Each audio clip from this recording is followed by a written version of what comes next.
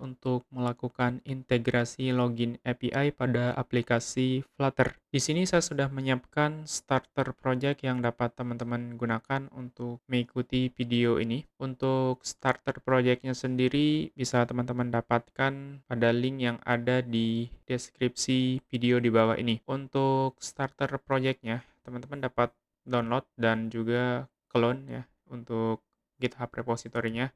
Kemudian teman-teman bisa check out ke brand starter untuk mulai menggunakan atau mengikuti langkah-langkah yang ada di video ini. Oke, setelah teman-teman clone dan juga check out ke brand starter project, di sini saya akan menjelaskan terlebih dahulu apa apa saja yang udah ada di dalam starter project ini. Di sini secara umum kita sudah membuat sebuah tampilan login screen ya. Di sini ada username, kemudian password dan juga button login. Jadi ketika button loginnya diklik, nanti dia akan mengarah ke halaman home. Namun saat ini untuk datanya masih belum terintegrasi dengan API, cuma sekedar UI atau tampilannya saja yang baru kita bikin pada starter project ini. Nah, kemudian ada beberapa package juga yang bakal kita gunakan di sini.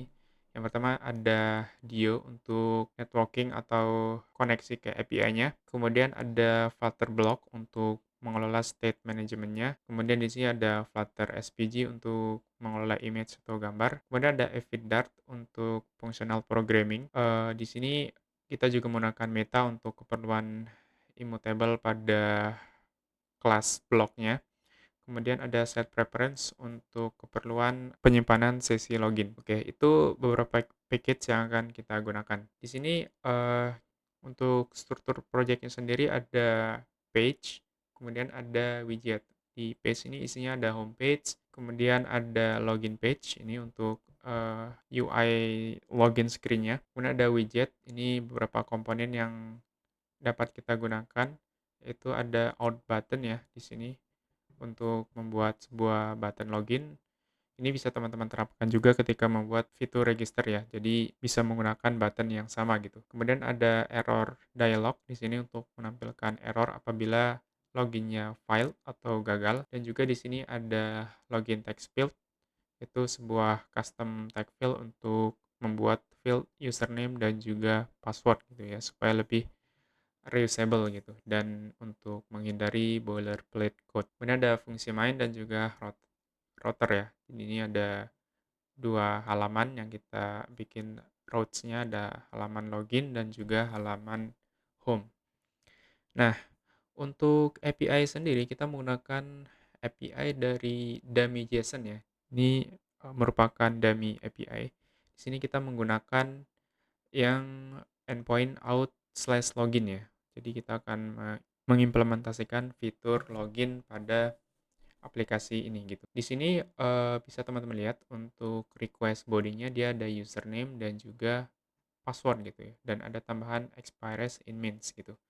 Nah, jadi di sini kita perlu tiga ini sebagai request body dan untuk outputnya sendiri ada ID, username, dan lain sebagainya. Kemudian ada access token dan juga refresh token gitu ya. Jadi kita akan menyimpan akses token ini ya, yang kita dapatkan dari respon nantinya untuk keperluan penyimpanan sesi login gitu ya. Oke, seperti itu kira-kira. Nah, jika kita coba di Postman ya, dengan username dan password yang sudah disediakan oleh dummy API-nya, ketika kita sending atau hit API-nya, maka kita akan dapat respon seperti ini gitu ya. Jadi kita bisa menyimpan akses token, refresh token, dan lain sebagainya gitu. Namun di sini kita hanya butuh semisal akses tokennya saja gitu ya untuk kita simpan dan untuk keperluan sesi login dan juga request API yang lain ke depannya gitu karena akses token biasanya untuk keperluan ditaruh di dalam header authorization untuk mengakses endpoint yang lain gitu seperti seperti contoh di sini get current user gitu. Ketika kita ingin mengakses API current user ini, kita perlu menaruh akses token yang kita dapatkan dari login respon sebagai header authorization-nya gitu. Jadi kurang lebih seperti itu ya. Nah, sekarang mari kita masuk, kita mulai ke langkah-langkah untuk melakukan integrasinya. Namun di sini kita perlu membuat beberapa folder terlebih dahulu ya. Jadi yang pertama kita perlu bikin folder service. Ini services untuk mengelola atau menyimpan file API service-nya. Kemudian di sini kita bikin juga file models ya, untuk menyimpan modelnya gitu. Kemudian kita bikin juga di sini repository. Kemudian kita bikin mungkin constants untuk menyimpan beberapa key atau base URL nantinya. Kemudian ada folder utils gitu ya, apabila kita membutuhkan utilitas tambahan gitu nantinya. Oke, cukup seperti ini. Nah, sekarang kita mulai terlebih dahulu untuk membuat sebuah model ya di sini. Nah, untuk model sendiri kita kasih nama login response model dart. Nah, di sini kita bikin untuk kelas modelnya ya. Jadi di sini kelas login response model. Nah, kemudian di sini kita bikin variabel ya, sebuah variabel tipenya string ya, access token. Nah, di sini kita akan menyimpan atau mendapatkan akses token dari respon gitu ya. Nah, kita cukup menyimpan variabel akses token saja. Jadi jika teman-teman ingin menyimpan variabel yang lain seperti refresh token, kemudian ID, username, email, first name dan lain sebagainya itu teman-teman tinggal tambahkan aja di sini untuk variabel yang lainnya gitu. Nah, untuk contoh kita hanya butuh di sini akses token aja ya, karena nanti kita akan gunakan untuk keperluan menyimpan sesi loginnya gitu. Nah, kemudian di sini kita bikin konstruktornya ya, login response model. Kemudian di sini required this dot access token gitu ya. Nah, kemudian kita di sini bikin faktornya ya. Kita bikin extended function untuk melakukan parsing JSON ke dalam objek atau ke dalam kelas login respon modelnya gitu ya, supaya jadi sebuah model gitu. Jadi dari JSON ke dalam model Dart gitu ya. Oke, di sini kita bikin extended function-nya, jadi login respon model kita kasih nama from JSON, kemudian di sini kita kasih parameter ya, map, tipenya adalah map string dynamic ya. Kemudian di sini kita kasih nama JSON gitu ya. Nah, kemudian kita bisa return di sini si login response model gitu ya. Jadi kita di sini kita tangkap respon JSON-nya, kemudian baru kita parsing dan return login responnya gitu. Kita parsing di sini gitu, supaya menjadi sebuah model gitu ya. Oke, jadi di sini kita tinggal panggil aja JSON, kemudian kita panggil nama key-nya ya. Nah, nama key ini pastikan sesuai dengan yang ada di responnya gitu, misalkan access token gitu ya. Kita mau ngambil data access token, maka key-nya harus sama gitu, access token, sesuai dengan respon API-nya gitu. Oke, seperti ini ya. Kemudian kita save. Oke, sudah. Nah, sekarang kita bikin satu model lagi ya untuk request-nya, keperluan request body-nya gitu. Jadi di sini kita bikin login request model ya, dot ya, kita bikin kelasnya di sini, kelas login request model. Nah, kemudian untuk propertinya itu ada 3 ya. Jadi di sini ada username, password, dan expires in means gitu ya, untuk keperluan request body untuk loginnya gitu ya. Jadi kita bikin di sini 3 variabel ya, final string, ada username, kemudian final string password, kemudian yang ketiga final integer expires in means. Oke, seperti ini. Kemudian kita bikin juga konstruktornya. Di sini kita require this dot username, kemudian required this dot password, dan juga terakhir required this dot expires in means. Oke, seperti ini.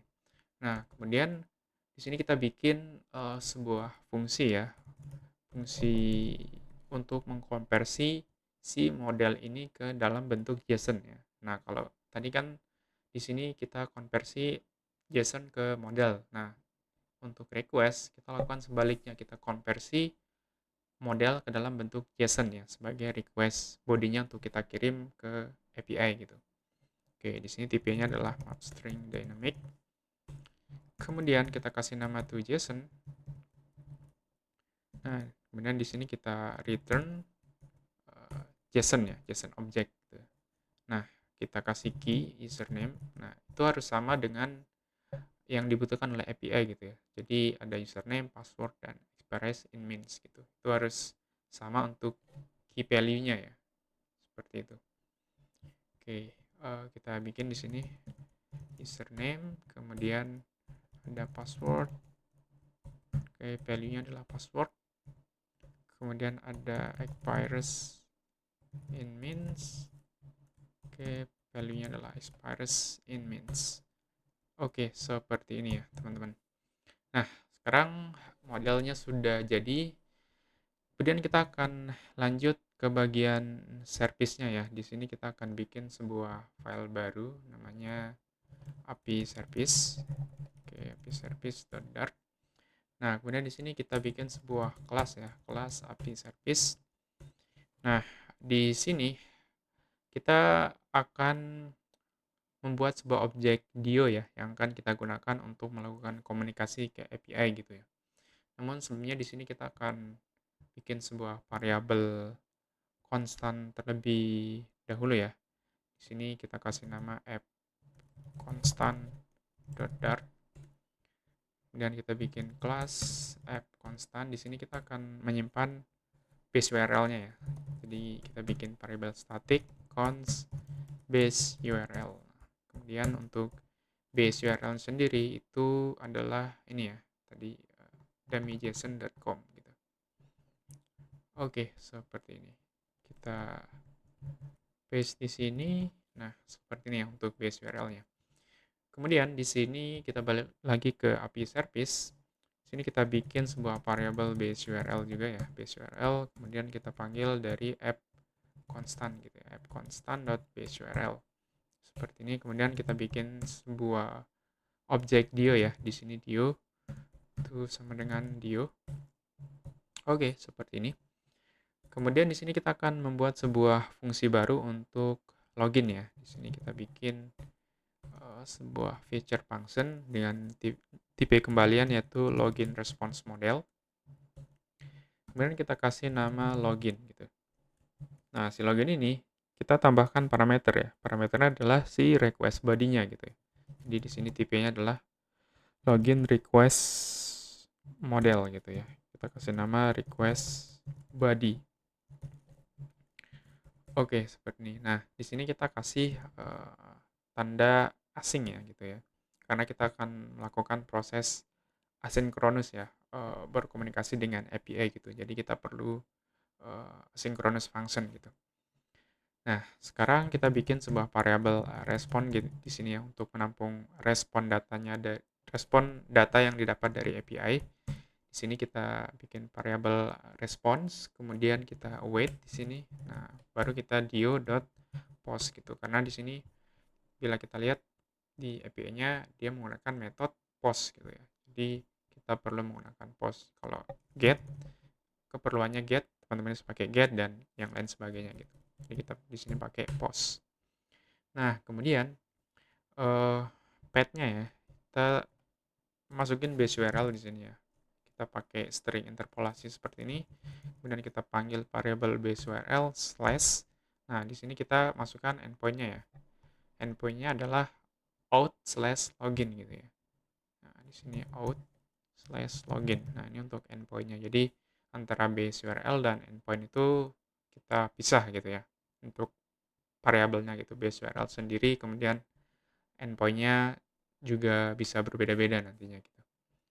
Oke, seperti ini. Kemudian di sini kita juga tambahkan parameter lain yaitu data gitu. Ini data untuk keperluan request body-nya gitu ya. Jadi kita tinggal passing aja di sini request body, kemudian kita convert to JSON gitu supaya request body yang sebelumnya bentuknya model gitu, kita convert ke bentuk JSON gitu supaya dapat dibaca oleh endpoint atau API yang akan kita hit gitu ya. Oke, di sini request body itu JSON gitu. Oke, seperti ini. Nah, sekarang kita tinggal return aja nih, return eh, datanya gitu ya. Nah, sekarang kita tinggal panggil aja login response from JSON gitu. Karena kan ini ketika kita memanggil diu post ini gitu kan, kita hit endpoint ini, out login ini, itu responnya akan bernilai respon dalam bentuk JSON gitu ya. JSON objek gitu, JSON objek ya, seperti ini. Nah, maka dari itu kita perlu convert ke dalam bentuk model gitu menggunakan extended function from JSON yang udah kita bikin pada file model yang udah kita buat tadi gitu ya. Di sini kita tinggal panggil aja response.data gitu ya. Jadi secara otomatis nanti uh, JSON-nya akan berubah menjadi sebuah model gitu ya. Oke, kira-kira seperti itu untuk API service-nya. Kemudian kita akan lanjut ke bagian repository ya. Di sini kita bikin sebuah file baru ya. Namanya adalah login repository gitu ya. Login repository.dart. Kemudian kita bikin kelas ya, kelas login repository. Kemudian di sini kita bikin sebuah objek API service ya untuk memanggil fungsi login dari API service-nya. Jadi kita bikin di sini API service sama dengan API service gitu ya untuk objeknya. Nah, kemudian di sini kita akan bikin sebuah function baru ya, function login lagi ya. Jadi di sini kita bikin sebuah feature function. Nah, di sini kita baru menggunakan feed-dart ya. Jadi kita akan menggunakan sebuah kelas yang namanya header gitu ya.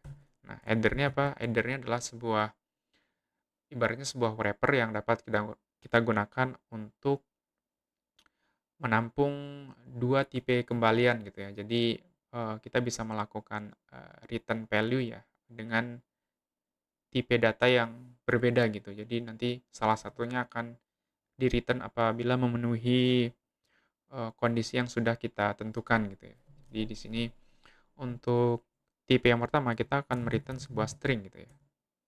Di sini string ini bermaksud untuk menjelaskan error message kepada pengguna gitu apabila login pada aplikasi gagal gitu ya atau ketika kita hit endpoint login itu gagal gitu. Jadi kita dapat melempar pesan gitu error message yang tipenya adalah string gitu ya. Kemudian di sini kita koma ya, koma kemudian kita uh, return untuk tipe yang kedua yaitu login response model gitu ya. Login response model gitu. Nah, kemudian kita kasih nama fungsinya tuh function login. Kemudian di sini kita kasih parameter lagi ya. Login request model gitu ya. Request body ya untuk menerima data request body dari presentation layer nantinya. Kemudian di sini kita jadikan sebagai asinkronus juga. Oke, seperti ini. Nah, kemudian di sini kita bikin sebuah try catch ya untuk jaga-jaga jika ada error gitu ya. Nah, kemudian di sini kita catch dulu ya. Kita kasih catch. Nah, di sini kita bikin sebuah variabel ya, variabel result ya untuk menampung result atau nilai kembalian dari API service-nya gitu ya. Jadi di sini kita tinggal await aja API service dot login gitu ya. Kita panggil login function kemudian kita lempar request body-nya gitu ya. Jadi seperti ini. Nah, kemudian di sini kita langsung return aja return right ya. Nah, kenapa kita return right? Karena di sini tipe dari si result ini adalah login respon model gitu ya, feature login respon model gitu. Jadi makanya dan letaknya ada di sebelah kanan gitu, pada kelas header-nya gitu. Jadi ini kan header, kemudian di sebelah kiri ada string dan juga di sebelah kanan ada login respon model gitu ya. Jadi makanya di sini kita gunakan write gitu ya.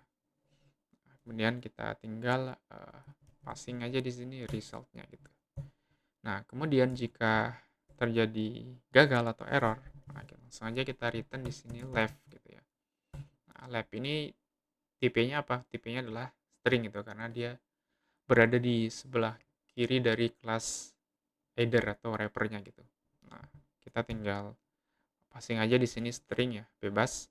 Mau teman-teman custom sendiri atau bisa dapatkan dari respon error dari API juga bisa gitu ya. Namun untuk saat ini kita gunakan simple string aja login violet gitu ya.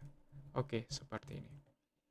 Nah, kemudian setelah kita bikin repositorinya, kita bikin bloknya ya, teman-teman. Jadi di sini kita menggunakan state management block untuk mengelola state dan datanya gitu ya. Jadi di sini teman-teman bisa ke folder lib, kemudian klik kanan ya. Kemudian kita bikin sebuah blok baru ya gitu ya. Nah, di sini saya ada menu new block di sini.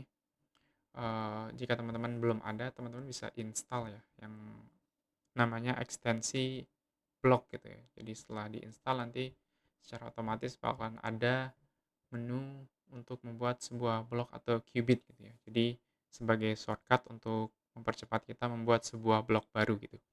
Nah, di sini kita bikin sebuah blok, kita kasih nama login gitu ya, login blok. Nah, secara otomatis nanti akan terbuat sebuah folder blok dan juga ada login block, login event, dan login state gitu ya. Jadi otomatis akan terbuat 3 file ini. Nah, di sini kita akan mulai dari login event-nya terlebih dahulu ya di sini. Nah, di sini untuk login event-nya sendiri kita bisa bikin sebuah event baru ya, final class. Kita kasih nama event-nya adalah login gitu ya. Kita kasih event login, jadi ketika pengguna menekan tombol login, itu event-nya adalah login gitu ya. Nama event-nya login. Kita extend ke login event. Oke, seperti ini. Oke, nanti jika teman-teman belum paham mengenai state management block, teman-teman gak usah khawatir ya. Teman-teman bisa tetap ikutin aja step-step pada tutorial ini. Nanti mungkin secara terpisah akan saya bahas gitu ya untuk state management block itu sendiri gitu. Nanti di video terpisah mungkin ya. Oke, untuk sekarang kita fokus untuk melakukan integrasi login gitu. Nah, sekarang di sini kita bikin sebuah uh, variabel ya. Di sini login request model ya untuk menerima request body dari UI itu berupa username dan password gitu ya nantinya. Dan di sini kita kita ganti jadi login request ya, login request model. Di sini request body gitu untuk nama variabelnya. Kemudian di sini kita bikin konstruktornya ya, login this dot request body gitu. Oke, seperti ini ya untuk event dari loginnya gitu. Kemudian kita lanjut ke bagian state. Nah, kita bikin beberapa state baru ya. Nih, kita copy aja. Kemudian ada login initial, kemudian ada login loading. Nah, tambahkan login loading gitu ya. Jadi ketika pengguna menekan tombol login itu akan men-trigger loading terlebih dahulu gitu ya. Nah, kemudian di sini ada login success. Nah, di login success kita kasih data gitu, nilai return ya, nilai kembalian kita ambil dari respon yang didapatkan dari API gitu ya. Nah, jadi di sini kita tampung di dalam string, bukan string ya, tapi login response model gitu ya. Nah, jadi di sini kita kasih nama login data. Karena tadi untuk tipe kembalian dari API service, kemudian repositorinya itu berupa login respon model gitu ya. Jadi kita tampung ke dalam variabel yang tipenya login respon model gitu ya. Oke, kemudian kita bikin konstruktornya login success. Di sini this.login data seperti ini. Nah, kemudian kita bikin juga untuk login uh, filenya ya atau login errornya gitu. Nah, di sini kita tampung untuk pesan errornya gitu ya. Kita bikin sebuah variable string karena tadi tipe kembalian errornya adalah string gitu. Jadi kita bikin variable string gitu ya. Di sini kita kasih nama error message gitu, seperti ini. Kemudian di sini kita bikin konstruktornya login file this.error message. Oke, seperti ini teman-teman. Oke, sekarang kita lanjut ke bagian bloknya ya. Jadi di sini kita bikin sebuah variabel baru ya. Variabel kita panggil di sini atau kita bikin sebuah objek repository ya. Gitu ya. Jadi kita akan memanggil repository dari bloknya gitu ya. Jadi di sini kita bikin aja objek atau variabel repository. Nah, kemudian di sini kita panggil login repository gitu. Nah, di sini kita hapus saja ya untuk login block, kita import ulang, kita gunakan yang Flutter block gitu ya. Oke, seperti ini. Nah, kemudian ini pennya kita ganti ya. Kita ganti jadi login gitu ya. Jadi dia akan men-trigger event login gitu ya. Ketika event loginnya ini diaktifkan, maka kita akan melakukan sesuatu di sini gitu ya. Pertama ini kita akan bikin sebuah asynchronous function. Kemudian kita emit dulu ya. Emit di sini ketika event loginnya ke trigger gitu, kita akan langsung menampilkan loading gitu ya. Jadi di sini kita emit login loading gitu. Nah, kemudian di sini kita bikin sebuah variable result ya. Result final result itu sama dengan await. Nah, kita panggil fungsi login yang ada di repository gitu ya. repository.login. Nah, request body-nya kita dapatkan dari event ya, dari event.request body gitu. Jadi ketika kita men-trigger sebuah event, itu pengguna juga akan atau eventnya akan menerima sebuah data berupa username, password gitu ya, dan juga expires in min yang nantinya kita dapat atau kita ambil dari inputan text field-nya gitu ya. Nanti kita akan ambil dari UI-nya gitu. Nah, di sini kita lempar aja atau passing event .request body. Kemudian result-nya kita panggil method fault di sini ya, result.fault. Nah, ini bagian dari evidart ya. Tadi karena si repository login ini ya, login repository tadi mengembalikan tipe data either itu antara string error dan juga login response model gitu ya. Ketika sukses, maka kita bisa menampung kedua nilai kembalian tersebut gitu menggunakan method fault gitu ya. Jadi ketika terjadi error gitu ya, misalkan dari API-nya error gitu, error message. Nah, di sini kita tampung nilainya, kemudian kita emit login file gitu ya, ketika si loginnya gagal gitu ya. Nah, langsung aja kita lempar si error message-nya. Kemudian di sini ketika loginnya berhasil gitu ya, kita akan tampung login datanya gitu di sini. Login data, kemudian kita uh, emit di sini login sukses gitu ya. Dan kita passing si login data. Nah, login data ini adalah tipenya login response model gitu ya, sesuai yang udah kita define pada state ini gitu ya. Jadi seperti seperti ini ya kira-kira untuk si login blocknya gitu ya. Nah, sekarang kita masuk ke bagian UI-nya gitu. Nah, untuk UI-nya sendiri, itu kita akan ke login page terlebih dahulu. Namun sebelum itu kita akan register dulu ya untuk si blognya supaya dapat digunakan pada widget turunan dari material app ini gitu. Nah, di sini kita akan wrap ya atau bungkus si material app-nya. Ini kita cut dulu. Kemudian di sini kita akan menggunakan multi-block provider ya, multi-block provider. Nah, di sini kita paste si materialnya sebagai child ya, child dari multi-block provider ini. Nah, kemudian baru di sini kita register untuk login blocknya gitu ya di providers. Nah, providers ini adalah tipenya list ya. Jadi kita bisa menggunakan list seperti ini. Kemudian di sini kita tinggal register ya menggunakan block provider gitu ya.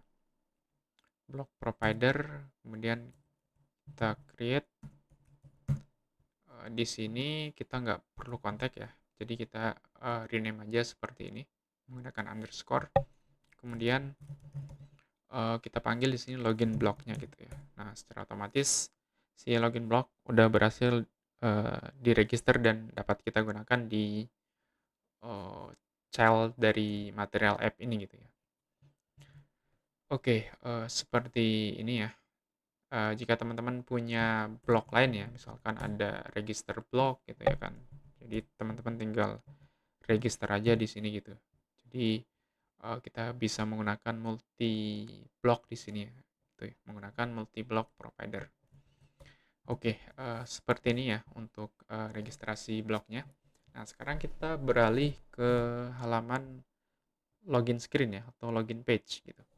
Nah, di sini di login page itu kita akan wrap atau membungkus si out button ini ya. Nah, si out button menggunakan block consumer gitu ya. Oke, jadi di sini kita akan wrap ya si sizebox-nya. Sizebox kita bungkus menggunakan block consumer gitu ya. Nah, di sini kita jadi teman-teman tinggal arahkan kursornya ke dalam sizebox-nya ya yang ingin di wrap atau dibungkus. Kemudian teman-teman bisa klik tanda lampu ini ya. Nah, lampu ini atau kontrol koma atau komen koma gitu ya jika teman-teman menggunakan shortcut pada keyboard gitu ya. Nah, jadi di sini kita wrap aja menggunakan block consumer gitu. Oke, seperti ini. Nah, kita import dulu ya si login block. Oke, kita import login block, kemudian Flutter block. Oke. Nah, kenapa kita menggunakan block consumer?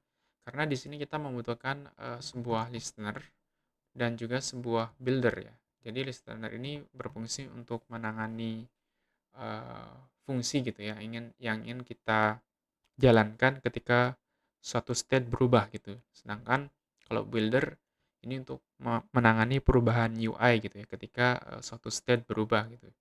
Di sini kita tangani perubahan UI untuk menampilkan loading ya, ketika login event-nya di trigger atau button loginnya ini diklik gitu ya. Jadi di sini kita kasih kondisi ya, if state is login loading gitu ya. Jika state-nya adalah login loading, maka di sini kita akan return nih, return circular progress indicator gitu untuk menampilkan loading pada UI-nya gitu. Seperti ini. Nah, kemudian di listener-nya ini kita tambahkan juga kondisi ya, if state is login sukses gitu. Ketika sukses, maka kita akan melakukan navigasi ya, navigate to homepage ya, seperti ini. Kemudian jika else if ya, jika state-nya adalah state is login failed gitu ya kan.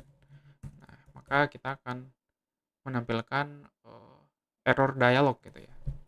Jadi Di sini kita bisa langsung aja show dialog, kita panggil function show dialog. Nah, kemudian di sini di buildernya kita masukin aja konteks, dan juga di sini kita return si widget error dialog yang udah kita buat ya pada folder widget ini gitu. Ini error dialog. Oke, seperti ini. Ini sebetulnya kita bisa rename aja konteksnya karena nggak kita pakai. Oke, kita jadikan underscore seperti ini. Oke, nah kemudian di sini kita navigate ya, isi perintahnya untuk melakukan navigasi ke halaman home gitu. Jadi kita menggunakan fungsi kelas navigator dot push replacement name gitu ya. Jadi kita menggunakan push replacement name di sini. Kemudian kita panggil aja route-nya myroute.home.name gitu ya. Oke, ini adalah nama routingnya. Nah, kenapa kita menggunakan push replacement name? Itu supaya ketika kita sudah redirect ke halaman home, itu stack loginnya bakalan dihapus gitu, atau route loginnya bakalan dihapus gitu. Jadi kita nggak bisa back lagi ke halaman login gitu ketika kita sudah berada di halaman home. Jadi ketika kita back, aplikasi akan langsung tertutup atau keluar gitu ya. Jadi itu salah satu behavior yang dapat kita terapkan gitu ya ketika kita menerapkan fitur autentikasi gitu ya. Jadi kita setelah login nggak perlu lagi balik ke login gitu ya, melainkan keluar langsung dari aplikasi gitu. Oke, kemudian di sini kita akan menambahkan fungsi ya untuk memanggil event loginnya gitu. Jadi di sini di out buttonnya gitu, di button login. Di sini kita tinggal hapus saja nih untuk navigatornya. Kita ganti menggunakan function untuk men-trigger atau memanggil event login gitu ya dari bloknya gitu. Jadi di sini kita bisa pakai contact.read ya. Kemudian kita spesifikan menjadi login block. Kemudian di sini baru kita add. Nah, baru di sini kita tambahkan eventnya ya. Eventnya adalah login gitu ya. Kita akan men-trigger login gitu ya. Oke, nah di login ini kita butuh request body gitu ya. Ini kita cut dulu ya, bisa kita cut. Kemudian ini kita hapus saja. Nah, kita pakai kurung kerawal seperti ini ya, supaya kita bisa menambahkan beberapa baris kode di dalamnya. Oke, di sini kita tambahkan titik koma. Oke, nah sekarang kita bikin sebuah variabel ya, variabel request body. Nah, di sini kita bikin variable request body atau object request body itu sama dengan login request model gitu ya. Nah, seperti ini. Nah, baru di sini kita bisa tampung ya untuk username, password, dan juga expires in main-nya gitu ya. Ini kita kasih ini aja ya, username controller ya, .text gitu ya. Kita bisa ambil inputan text field-nya yang menggunakan controller gitu ya. Kita ambil username control.text, kemudian uh, password controller ya, di sini harusnya password controller ya, .text ya. Oke. Oke, ini agak typo ya, kita perbaiki dulu. Ini harusnya pakai 2S ya, seperti ini. Kita ganti juga di dispose-nya, kemudian di sini juga ya. Nah, seperti ini, password controller.text gitu ya. Kita ambil value dari text field-nya gitu, menggunakan controller seperti ini. Kemudian ini kita kasih aja default, kita static aja ya, isi dengan 30 gitu ya. Oke, seperti ini. Nah, di sini ada error ya. Oke, di sini password controller. Nah, jadi seperti ini ya teman-teman untuk memanggil event loginnya. Nah, sekarang kita bisa coba restart aplikasinya. Nah, di sini ketika kita login, kita coba ada loading, kemudian dia akan gagal gitu ya, karena kita belum memasukkan username dan password dengan benar gitu. Maka dia akan memunculkan error dialog seperti ini gitu ya. Kita close. Nah, apabila kita masukkan username ya, di sini Emilis. Oke, username dan passwordnya dengan benar gitu ya. Di sini Emilis pas gitu ya. Kita coba cek. Oke, seperti ini. Ketika kita login, nah loading kemudian login sukses gitu ya. Maka kita akan diarahkan ke halaman home gitu ya. Dan kita nggak bisa back lagi ke halaman login gitu ya. Karena kita menggunakan push replacement name gitu ya untuk navigasinya gitu. Nah, di sini problemnya adalah ketika kita restart aplikasinya gitu ya. Restart, nah dia akan balik lagi ke halaman login gitu ya. Jadi pengguna harus masukin username dan password lagi gitu.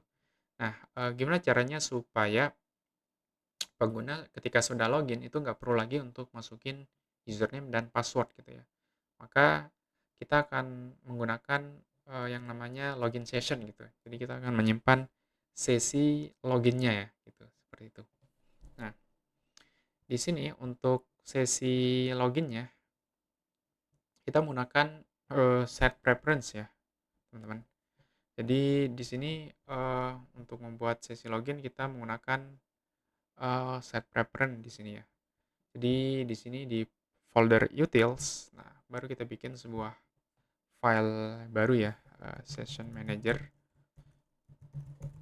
.dart ya. Ini kelas yang dapat membantu kita atau kita gunakan untuk mengelola set preference ya gitu ya. Seperti menyimpan sesi, kemudian mendapatkan akses token dan juga menghapus akses tokennya gitu ya. Jadi di sini kita bikin sebuah kelas baru, kelas session manager. Nah, kemudian di sini kita bikin sebuah function ya dengan tipe kemuliaan feature point. Nah, di sini yang pertama kita akan membuat sebuah function untuk menyimpan sesi ya, sesi atau menyimpan akses token ke dalam local storage device kita yang menggunakan set preference gitu. Di sini kita bikin nama fungsinya adalah save session. Kemudian kita butuh parameter di sini ya, parameter access token ya, string access token. Jadi kita akan melempar value access token ke dalam function ini untuk kita simpan ya. Jadi di sini kita menggunakan proses asinkronus karena di sini kita akan bekerja dengan feature function gitu ya. Jadi kita perlu asinkronus gitu. Jadi di sini kita bikin sebuah objek set preference-nya gitu ya. Final preps, kemudian kita await set preference dot get instant gitu ya. Ini kita bikin objek preference-nya. Kemudian baru kita await prep dot set string gitu ya. Jadi kita akan menyimpan akses token yang tipenya adalah string. Jadi kita perlu memanggil set string. Jika teman-teman ingin menyimpan tipe yang lain gitu, teman-teman bisa panggil tipe yang lain gitu. Misalkan set integer, set boolean dan sebagainya gitu. Di sini kita menggunakan set string. Nah, untuk key-nya sendiri ini kita akan bikin dulu di konstannya ya. Ini static const, kita kasih nama token key. Di sini kita kasih value token key aja ya, seperti ini. Nah, kemudian di sini kita balik lagi ke session manager. Nah, untuk key-nya kita set app constants dot token key gitu ya, supaya lebih konsisten. Jadi kita memasukkannya ke dalam sebuah variable konstan gitu. Nah, value-nya sendiri adalah itu kita dapatkan dari access token gitu ya, dari parameter ini. Seperti itu. Nah, kemudian lanjut kita bikin fungsi yang kedua gitu ya. Feature disinilah kembalinya adalah string gitu ya. Nah, fungsinya adalah untuk mendapatkan access token gitu ya. Jadi kita kasih nama fungsi get access token gitu. Nah, di sini kita bikin asinkronus juga.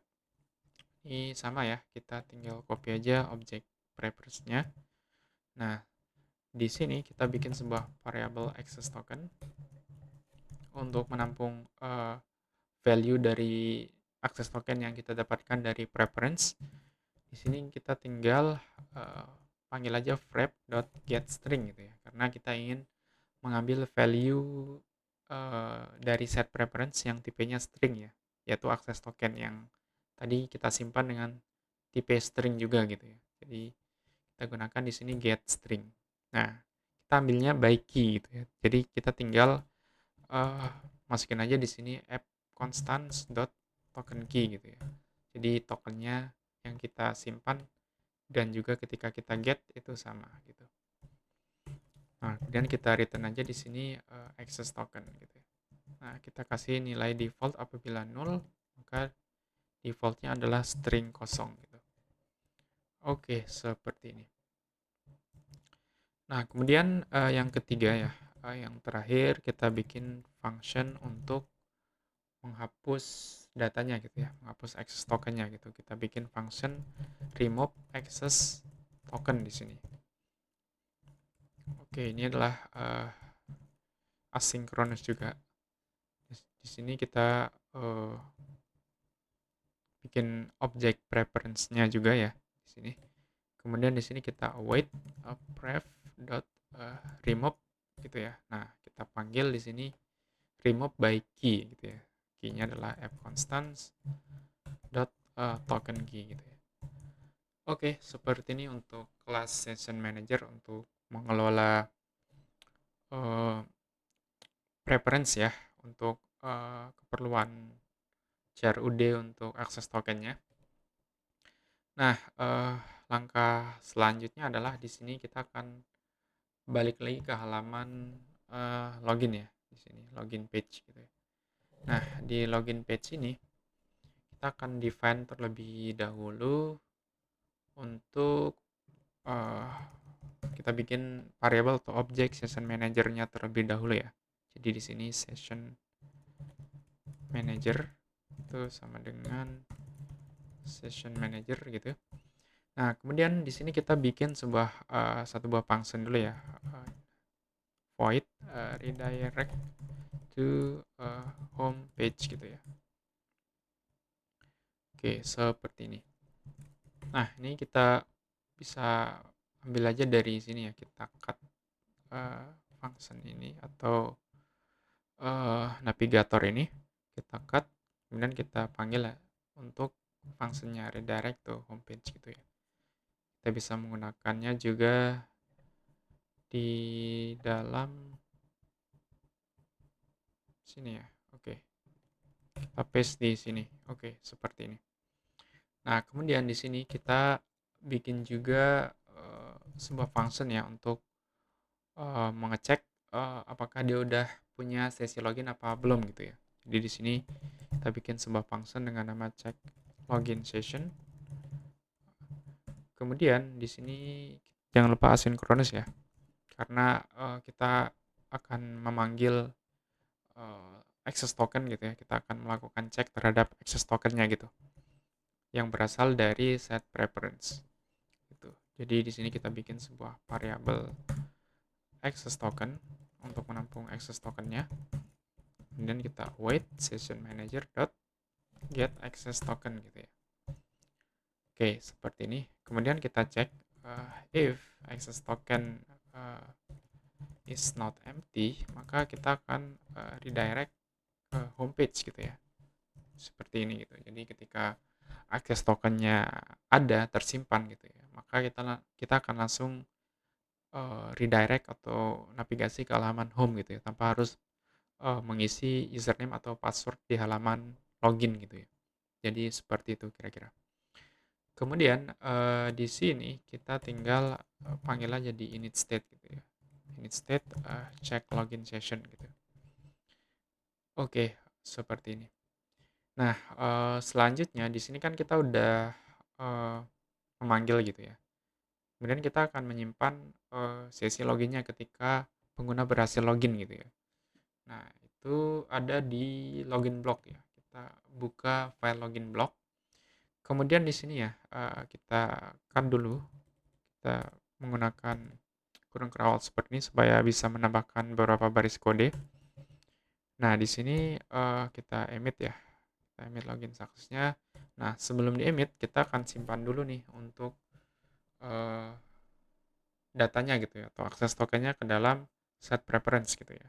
Jadi di sini kita bikin aja, variabel, session session manager itu sama dengan, session manager gitu ya, seperti ini.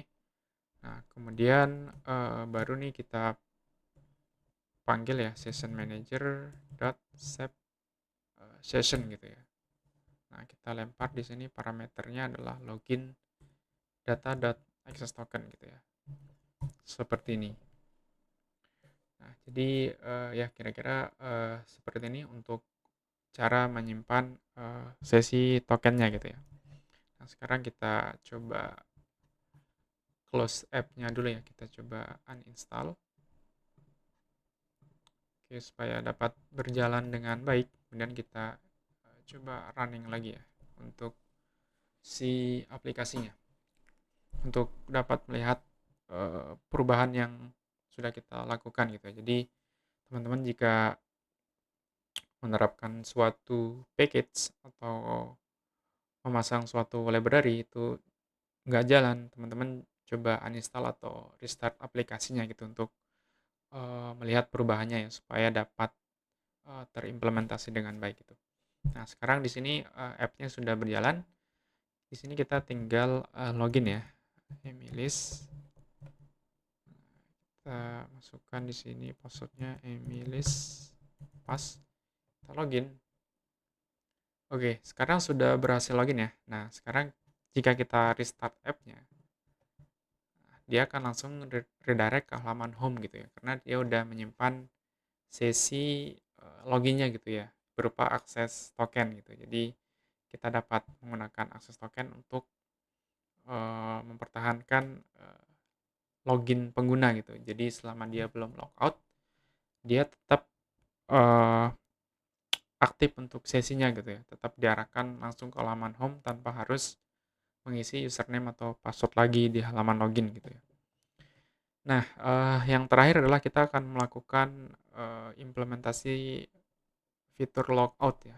Jadi ketika pengguna menekan tombol logout di sebelah sini gitu, dia akan langsung redirect ke halaman login dan menghapus sesi loginnya gitu ya.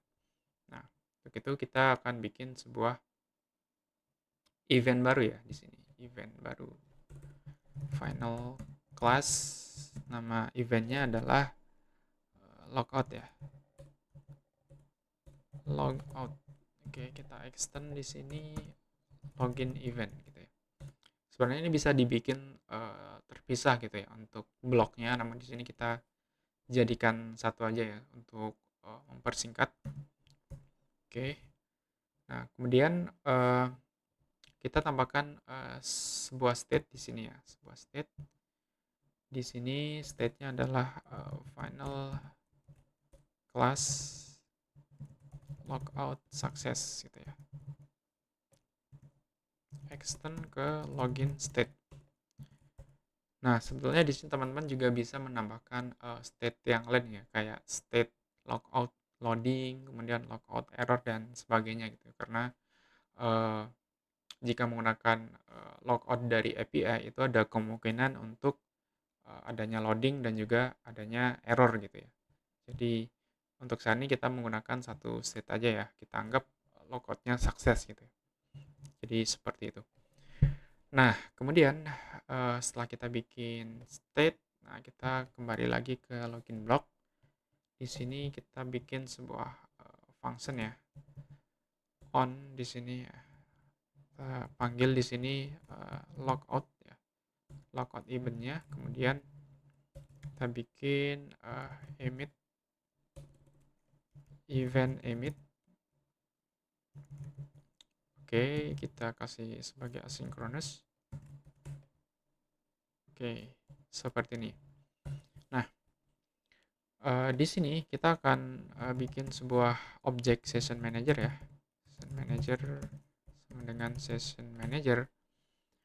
Kemudian di sini baru kita wait ya, session manager dot remove ya, remove access token gitu. Jadi ketika event logoutnya di trigger gitu ya, kita akan langsung remove access tokennya gitu ya, dan langsung emit si logout success gitu ya. Ketika sudah terhapus tokennya atau akses tokennya, kita akan langsung redirect ke halaman login gitu ya, dan menghapus atau merubah state-nya menjadi logout success gitu ya. Jadi seperti itu. Nah, kemudian kita balik lagi ke halaman login ya, login page. Kemudian atau kita ke halaman homepage ya, karena letak tombol logoutnya ada di halaman homepage. Nah, di sini kita coba rapikan dulu ya, seperti ini. Nah, kemudian di sini kita akan bungkus si icon buttonnya menggunakan block listener ya.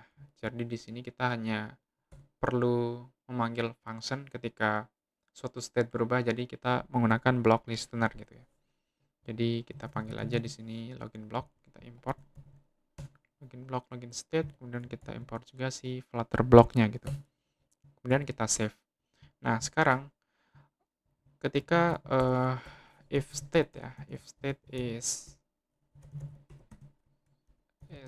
logout success gitu kan. Oke, seperti ini. Maka kita akan langsung redirect ke halaman login gitu ya. Nah, jadi untuk navigasinya kita menggunakan navigator dot push push name and remove until gitu ya. Nah, jadi seperti ini. Ini untuk nama route-nya adalah my route dot login gitu ya. Kita redirect ke login, my route login dot name, kemudian untuk predicate-nya kita set menjadi false. Oke, supaya dapat menghapus history navigasinya gitu ya. Jadi kenapa kita menggunakan push name and remove until itu supaya history atau stack dari navigasinya tuh semuanya terhapus gitu ya, ketika kita sudah melakukan navigasi ke halaman login gitu ya. Jadi ketika kita back itu nggak akan masuk lagi ke halaman home dan halaman-halaman sebelumnya yang mungkin belum kita hapus stacknya gitu ya. Jadi benar-benar clear stack untuk si navigasinya gitu. Jadi ketika kita sudah berada di halaman login, kemudian kita back itu, maka aplikasinya akan langsung keluar gitu atau tertutup gitu ya. Jadi nggak balik lagi ke navigasi sebelumnya gitu ya, atau halaman sebelumnya gitu. Nah, kemudian di sini kita tinggal panggil aja untuk kita trigger state-nya atau event-nya, gitu. Panggil event-nya menggunakan contact.read. Kemudian di sini kita define login block. Kemudian kita add si logout-nya gitu. Logout event-nya. Oke, seperti ini. Nah, sekarang kita coba restart ya.